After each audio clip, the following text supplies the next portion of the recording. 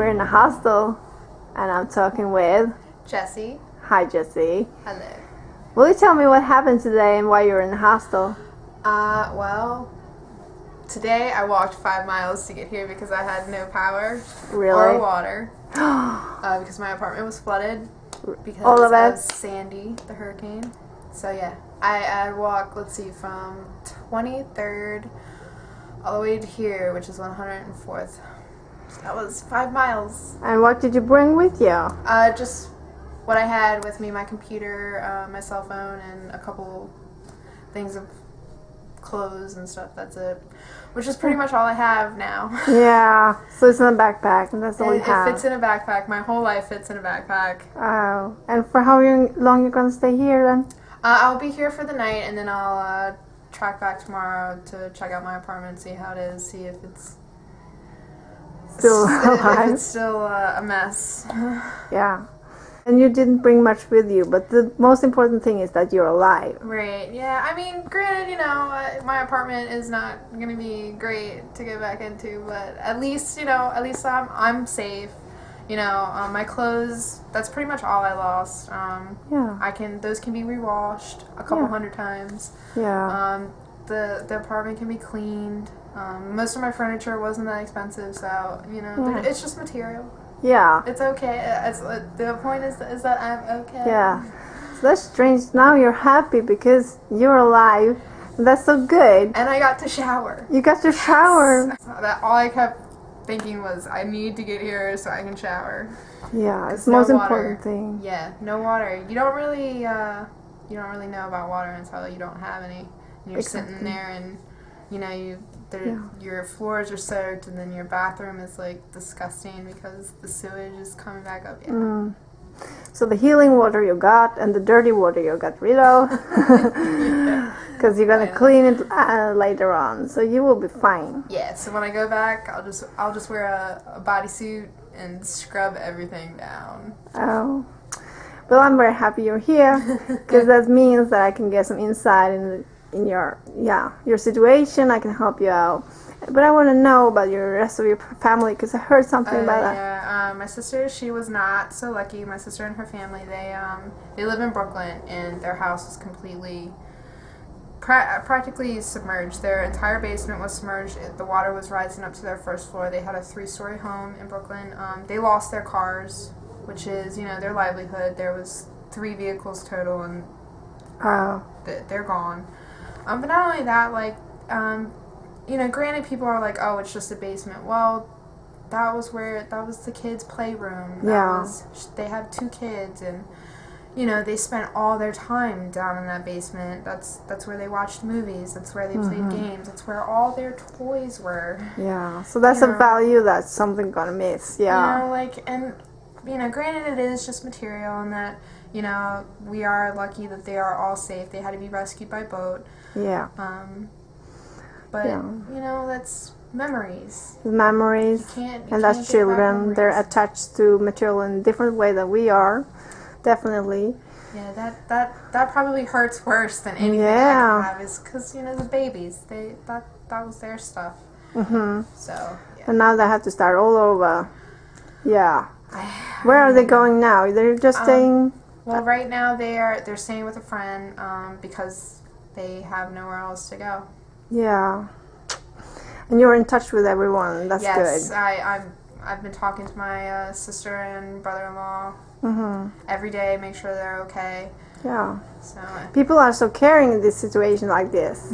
Everybody's calling everybody, are you okay? Are you okay? And then you feel that you're supported, and that's going to help everyone, right? Yeah, it's actually funny that you mentioned that, because you really don't know who cares about you until they're literally calling you every 5 seconds, wondering how you are. I especially found out who my real friends were this past hurricane, exactly. because they literally were calling me almost every half hour, are you okay? Are you okay? Are you still okay? And it's aggravating, but at the same time, that they truly care and they truly worry. How great is that? Sandy does not discriminate. She got the rich, she got the poor. Yeah. And it did not matter. if you were in her warpath. We are dependent on some things, others are dependent on other things. And what Sandy did was just that to say, hey, nature is above all this. It's great because you know that, okay, they are fine, they are safe, but they are still thinking about others. Right. And that's also something about New York now. Do you recognize that some people have changed during this storm? I would say it depends. Like, there are some people that are still very all about themselves, but at the same time you have people that under the strain and, you know, just dire circumstances will rise above and just really show like what humanity is all about. And like you'll have people that will come to your building and bring like a whole box of bagels. Why? Because they knew that, you know, your whole floor was flooded and you could barely get out and get food, so here they are bringing you this whole, you know, like. And they're not asking for money. They're not. Because that's what they usually do. Amazing. You know, like I said, so many people have helped me in general, like, and mine wasn't even as bad as other people. So, like, you know, in my sister's case, for example, too, like, they came by boat and, you know, rescued them from the house. Like, they didn't know these people from anything, but yet, you know, like I said, we come, when it comes down to the wire, people really help each other out. And I think with everyone literally, you know, knowing what's going on, we're trying to help everybody so we can move on, so we can get back to normal life. So yeah, definitely. I don't see this being a problem for probably another week. No. I mean, obviously cleanup is going to take a while, but at the same time, people are going to move on. Yeah. And maybe into another era, can we say that? We can hope it's gonna be more sustainable. Thinking about this, if this is the new normal, it's gonna be very expensive for New York City every year. So we gotta do something about the housing and the problem for people. And it's actually the other night, yesterday night, when I was literally walking the darkened streets and there was no lights.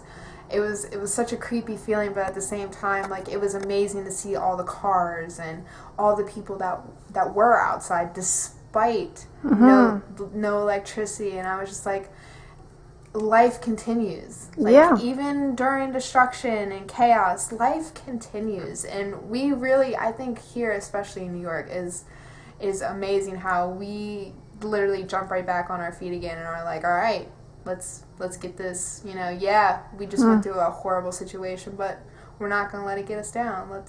And you see a lot of cooperation, and you see that people, they're getting out of their roles, because not just the police helping anymore, it's not just people who are in their suits, but it's regular people. They know they have a hand extra, they can always give something, and they can always get something back. And I think that's a quality of New York I've seen. Have you seen that? Absolutely. Yeah. Like, it honestly, like, especially after 9/11, like, that has been, I think, one of the, like, better traits about New York City is that we really do, like, when it comes down to, like, chaos and, like, a catastrophe that just, like, knocks us off our feet, we really do rise above and are like, how can I help you?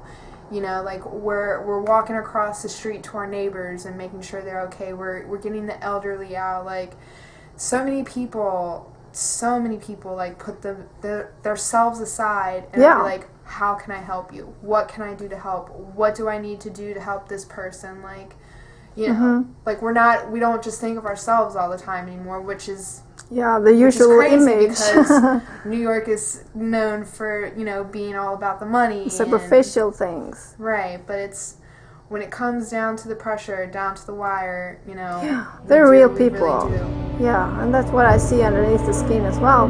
There are people, and people are just people, no matter where they're from and no matter how much the income.